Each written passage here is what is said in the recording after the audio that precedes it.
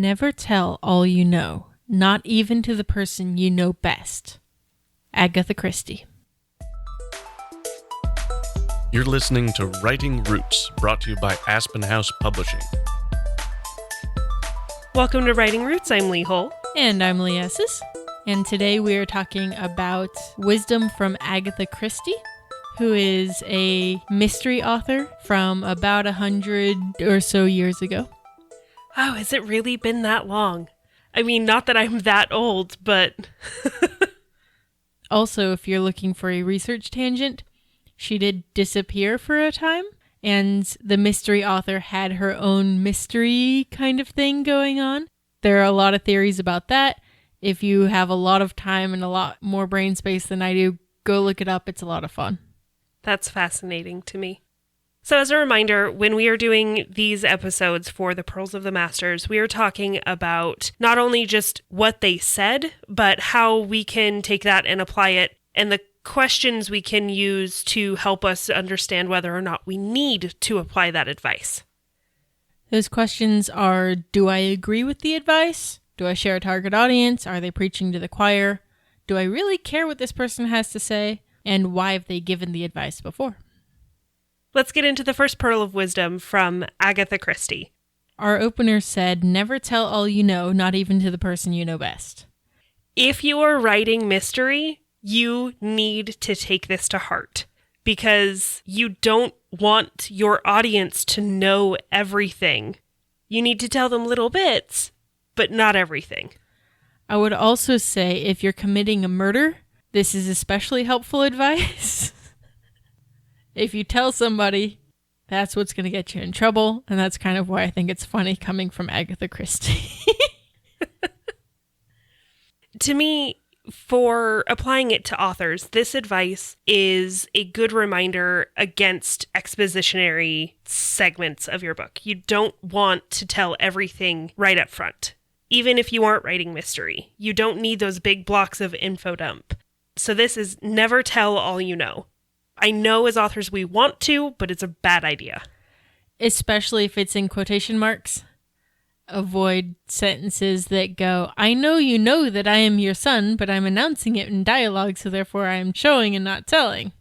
Yeah, that's bad. Let's move on to the next quote we have from her. The best time for planning a book is while you're doing the dishes. Yes. Why? Because then I'm not trying to plan a book. I'm not intimidated by the blank page or the blinking light on the screen. I'm busy physically doing something, but mentally my mind is going this way and that. For me, my book planning place is either when I'm driving, which is probably not safe, or when I'm in the shower, because I don't do dishes by hand. This is a really good thing, and we're going to talk about this actually a little bit more in our bonus episode when we discuss Brandon Sanderson's words of wisdom. But doing something else while you're planning a book frees your mind. Because if you're doing a task as monotonous as the dishes, you don't need to think about doing the dishes. You can think about something else. And like Leigh said, that frees you from the locking terror of staring at the page, wondering, oh no, what am I actually going to write? And think about all of the times that you are doing something that you aren't using your brain. All of that can be used for plotting. That's one of my favorite things about being a pen and paper author, is I can scratch something down at a red light.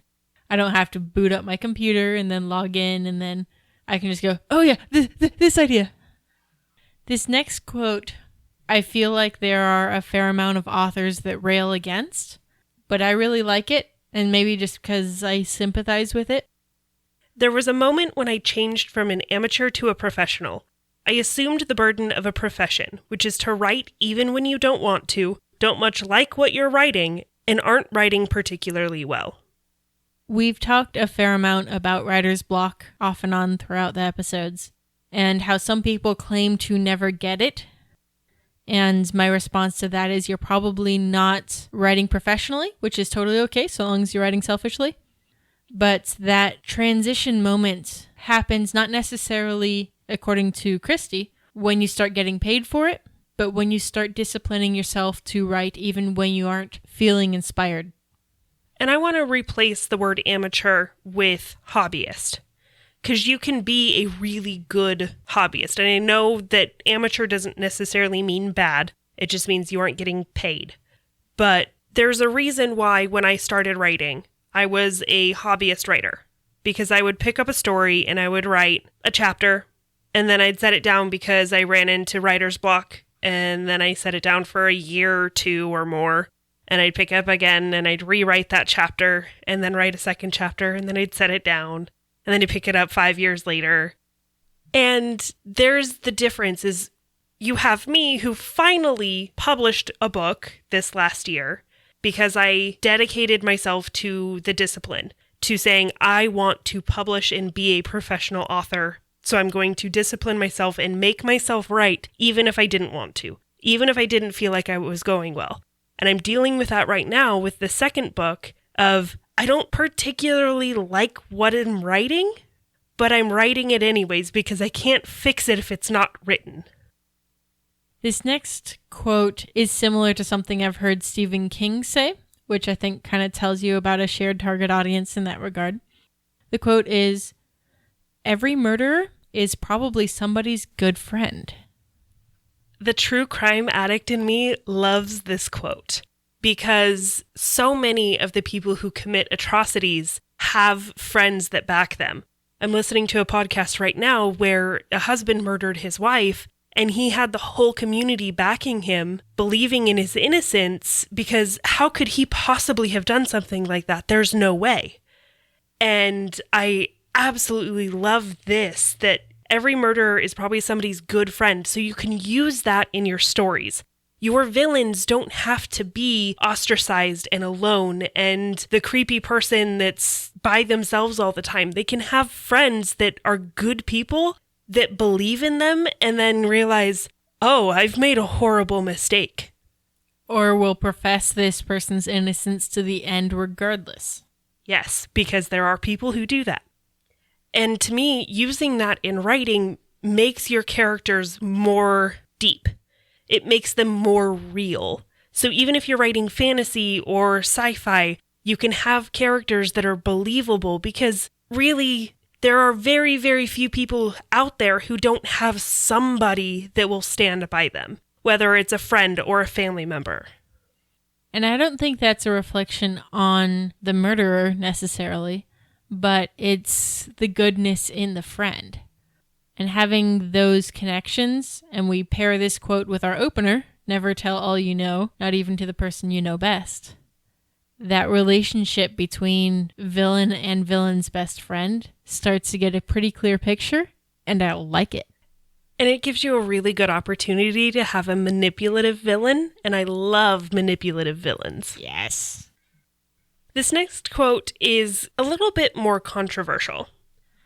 I've always believed in writing without a collaborator, because where two people are writing the same book, each believes he gets all the worries and only half the royalties. Yes and no. Part of me agrees with this one because group projects, I have experience with group projects and they are terrible because you are forced to work with people who don't always want to do the work. But if you're doing a collaboration with an author you know and trust, that's completely different. Yeah, I think this quote speaks to a lack of trust in your collaborator, and not necessarily faith in their abilities, but in your ability to tell the story well.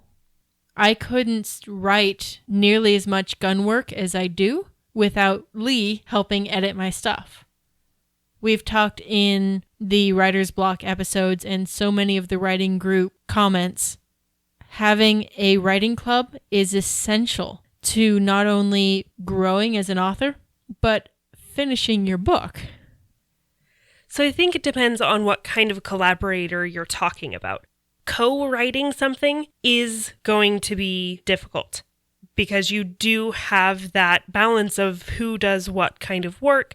But if you hash it out ahead of time and both trust each other to do the work they promised they would, then it can help, especially new authors collaborating with an experienced and well-known author, get their name out there and get their start. I know a lot of the quotes we've chosen for Agatha Christie speak about her writing process, but I think it's incredibly relatable and comforting to know that she's going through it as well. And it helps me to know that she's a plotter, because the mystery author that I follow most is a pantser. And that's pretty much summed up in this quote. First, you have to think and think and think and think. Then you have to force yourself to write it down. I disagree. But then again, I'm a pantser. You don't think it through? Kind of. I think about it. I don't think and think and think and think. I think, and then I write it down. And then I think, and then I write that down. I think and think and think and think. The important takeaway from this particular quote is the second half, in that you have to force yourself to write it down. If it's not written down, it doesn't count as a book. It's a cool story idea. You can tell all your friends about it, great. But until it's written down, it's only ever in your imagination. It's only ever an abstract idea. So get to the paper, get to the computer and the keyboard, and just write selfishly. If you have a question or comment for our hosts or a topic you'd like us to cover, send us an email at writingroots@aspenhousepublishing.com or find us on Facebook by searching for Aspen House Publishing.